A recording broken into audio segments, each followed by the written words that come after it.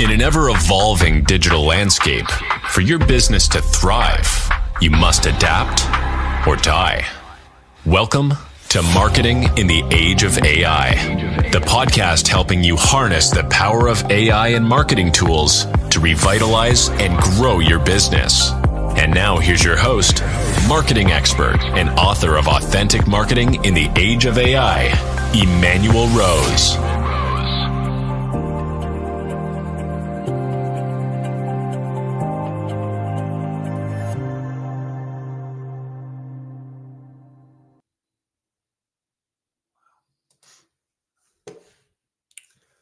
Thanks for joining me on this edition of Marketing in the Age of AI.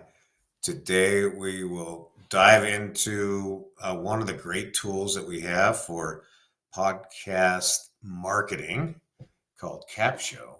And joining me is Bona Rai, co-founder and COO of Capsho. They're an AI software platform. It's designed to help entrepreneurs grow their podcasts and content with ease. As a non-technical founder, Bona excels at bringing together smart people and smart technology to solve real-world challenges for busy entrepreneurs. We definitely all need more of that. Bona, thanks for joining me on the show today. Hey, Emanuel, so lovely to be here. Yeah, well, explain a little bit about this moniker of non-technical founder. What in the world does that mean? Yeah, I found myself having to clarify that in some of the conversations I was in early on, because I think a lot of people, and rightfully, who have founded software companies, AI companies, have a very technical background, and I think that's amazing. But that's definitely not how we built Capsho. We built Capsho because we were like, this is a problem that we're kind of finding ourselves. I wonder if there's smart people who can help us solve it.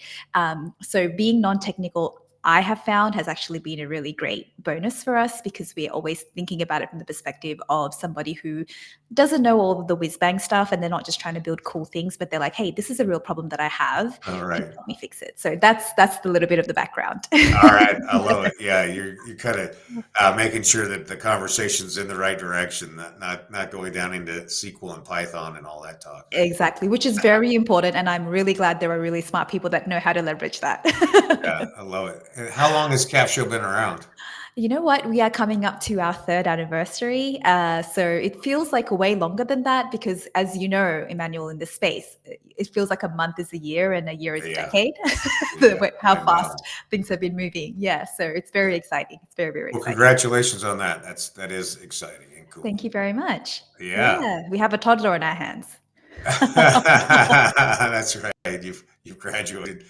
The terrible twos have been terrible, I can confirm. I know.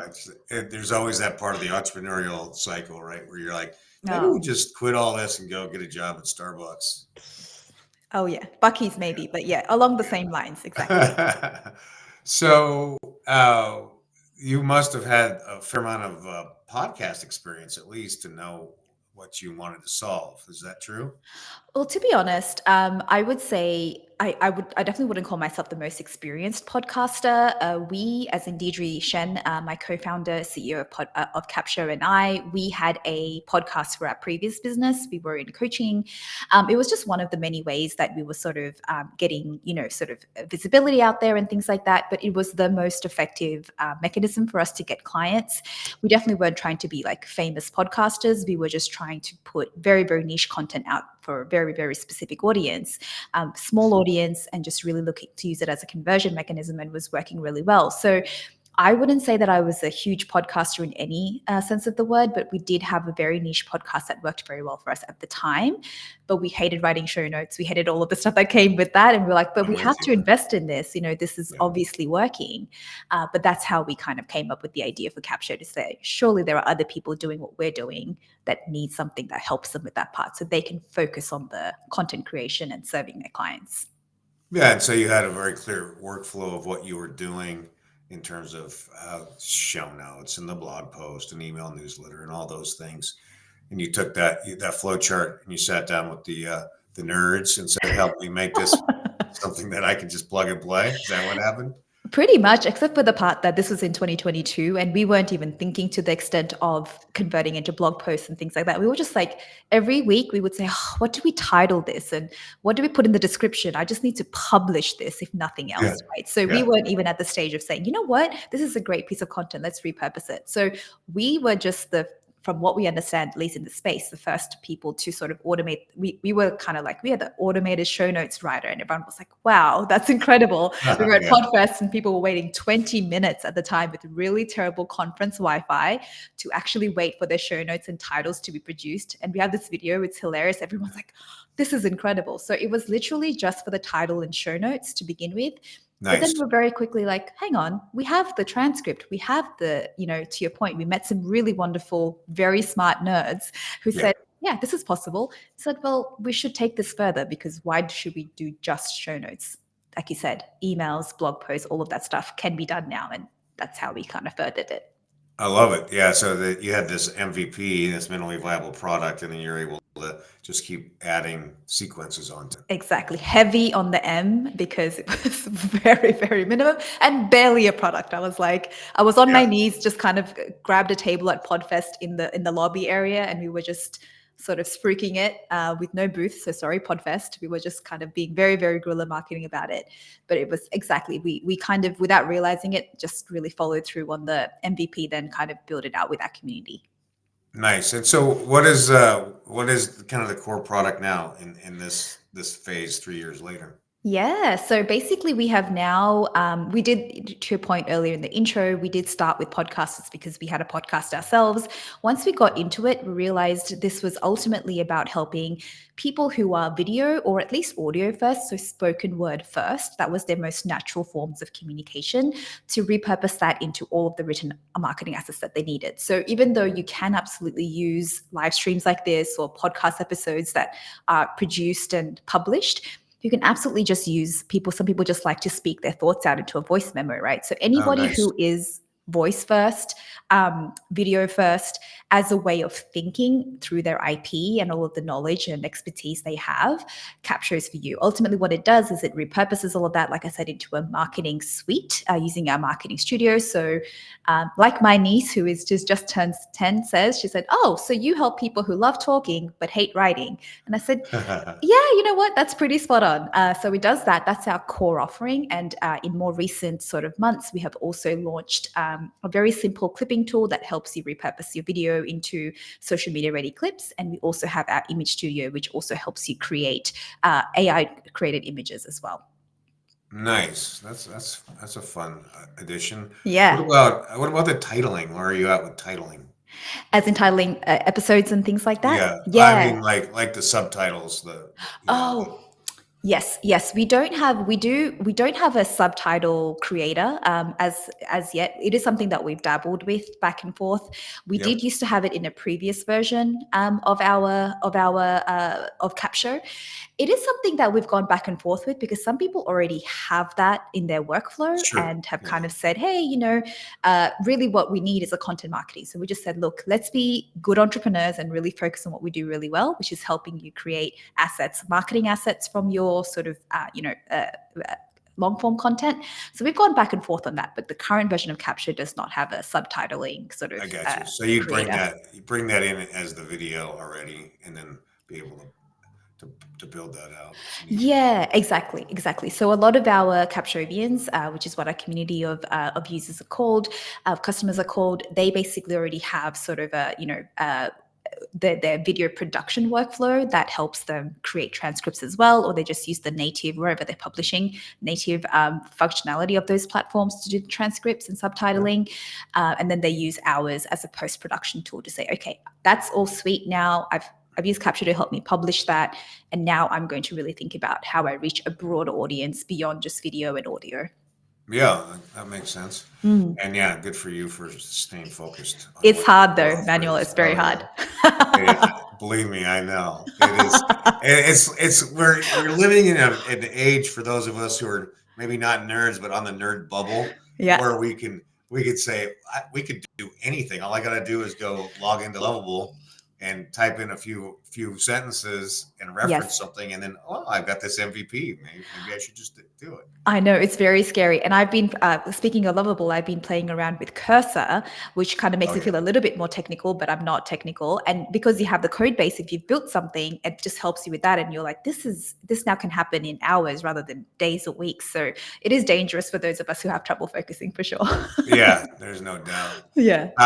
Let's see. Well, explain to me a little bit more about what's in the suite of tools that is the core of your product. Absolutely, yeah. So we have three main studios. We have Marketing Studio, Image Studio, and Clipping Studio.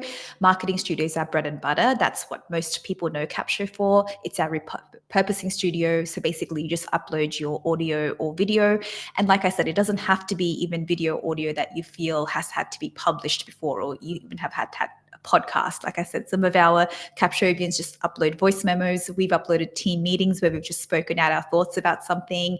Nice. People will also upload things like client calls. Obviously, you want to make sure that it is something that your client is happy for you to use in this manner, or any training that you've done. So really anywhere that there's audio video content that you have created, that's yours. Or if you've been guests like I have on this particular podcast, and the host is happy to share the content with you, you can actually also upload guest appearances where you've shared your expertise. And all you do is upload that. There is an extra step that we ask you to do, which is very, very important for us. And we've talked about marketing the age of AI, and that is to choose the persona that the content you're uploading is associated with. We ask you to set up a persona that has to do with your audience, who you are, what you do, and who you serve, what you serve them for. And it also will ask you to put in examples of how you like to write, so that Capsho can learn your tone of voice. We're actually very proud of this feature. It's one of the main pieces of feedback we get, to say that, hey, this is obviously AI, but it really does sound like me, because we ask you to train it with your tone of voice, and it learns it over time, the more edits you make on the platform.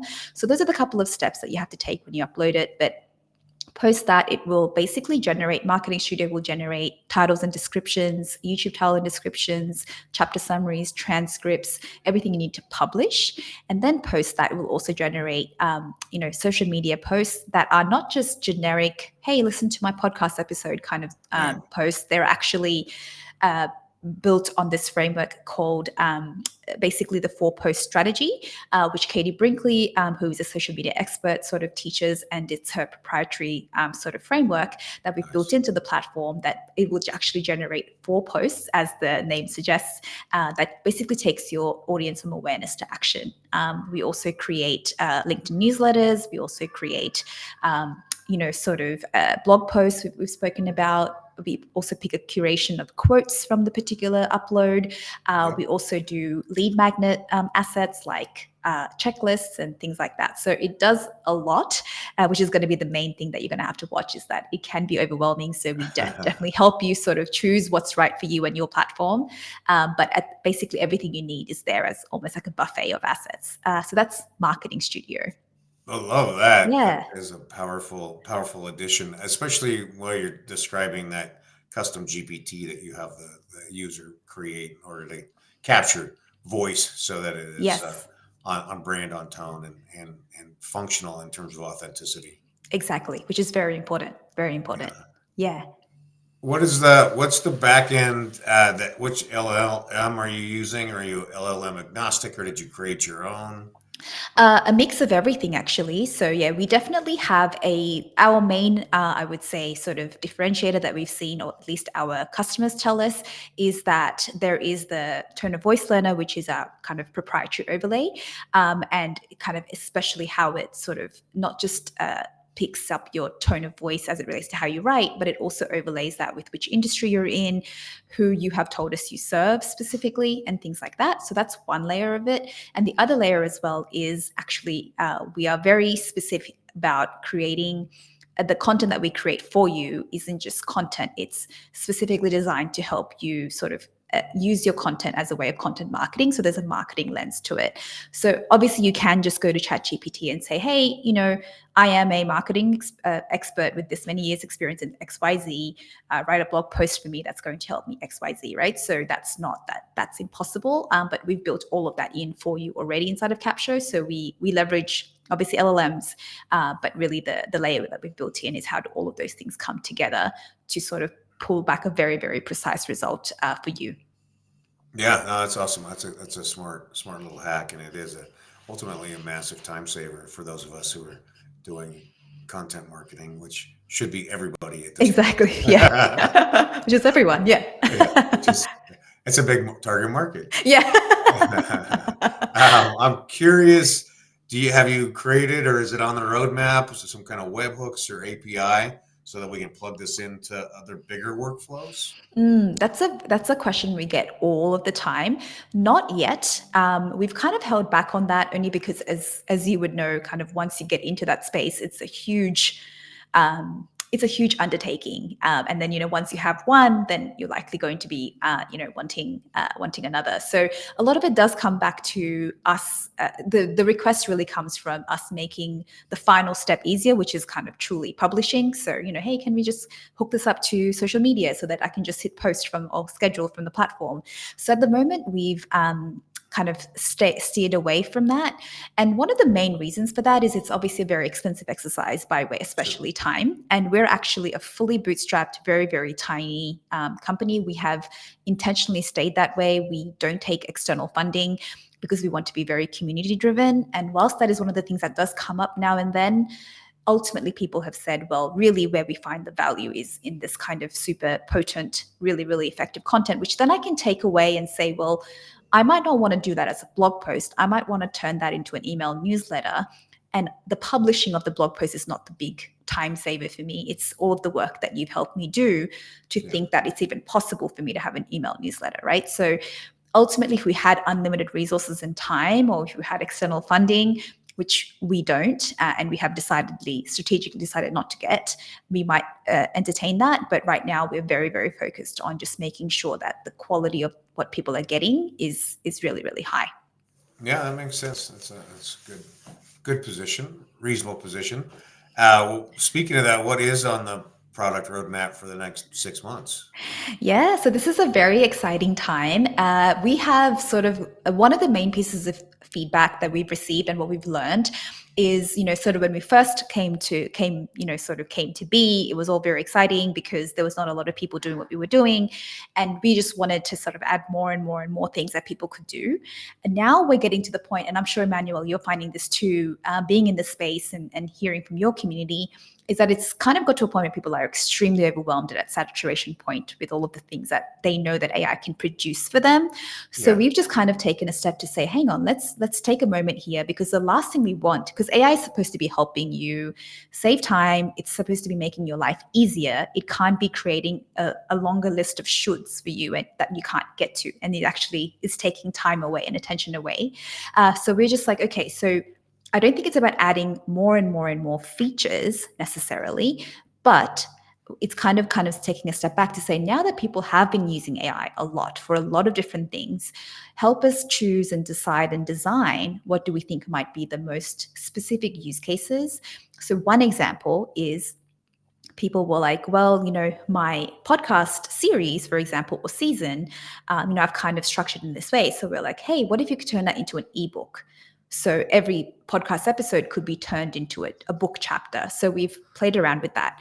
And rather than building that into the platform and potentially turning it into something that overwhelms 80% and only 20% use, we've kind of built out it as kind of on the side for people to sort of play around with, give us feedback, and if it makes sense, to then integrate it into the platform. So that's something that we're playing around with to say, okay, let's not sort of, bloat the platform too much. Let's have these sort of separate little, side quests that we can have to really give people a sense of very, very specific use case for AI and their content to then help us sort of decide that. So that's kind of on track as well. But another thing that's been very exciting that we've been building outside of Capsho is that we've said Capsho is really great for an all-in-one solution when you want an all-in-one repurposing solution.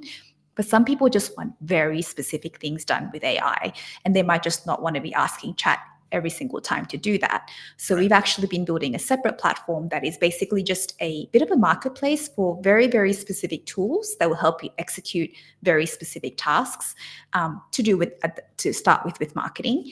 And then you can just purchase the tool on its own rather than kind of needing a whole all-in-one solution like Capsho. That's what we've been working on. They're the two things that you'll probably see from us in the next 3 to 6 months, which is very exciting. Yeah. Well, I'd love to have you and Deidre on when the marketplace comes out, and we can talk about what kind of tools are there, because that, I think, for those of us on this edge of this trend, that the content curation is really not just something that we could do, but it's something we all should be doing. We need to take that leadership role to as we filter through what's middleware or what's just smoke and mirrors and what's real. We have to show our user groups what those absolutely things are. So yeah, I'm interested to know more about the marketplace when you're ready to talk about it. Absolutely. Well, we are in beta right now, and we're hopefully looking to get the first tool out very soon. So you will definitely be on that list, Emanuel. All right, cool. I appreciate it.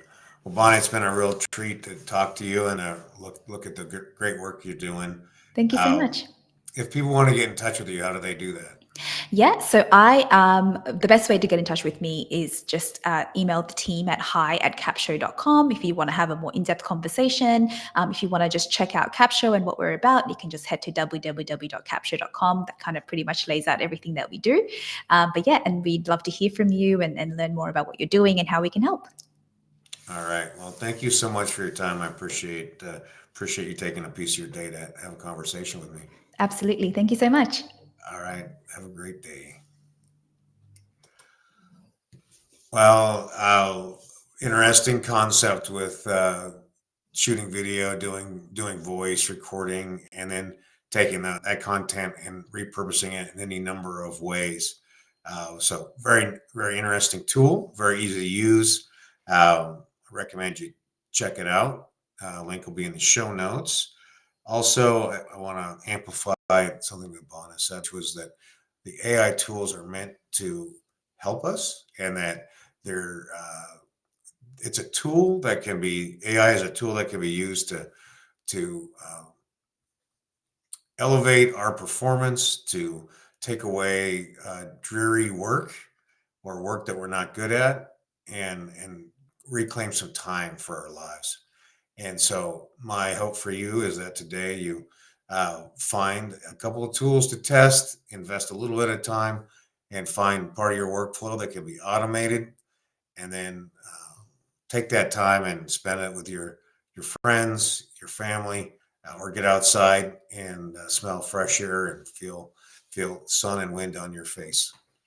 Emanuel Rose here, Marketing in the Age of AI. Thanks for joining me. I hope this has been valuable, and I look forward to seeing you again soon. Thanks for listening to Marketing in the Age of AI. Be sure to subscribe wherever you heard this podcast so you never miss a future episode. Your copy of Authentic Marketing in the Age of AI is available at Amazon.com or EmanuelRose.com. You can also connect with Emanuel on LinkedIn. Thanks again for listening, and we'll see you next time.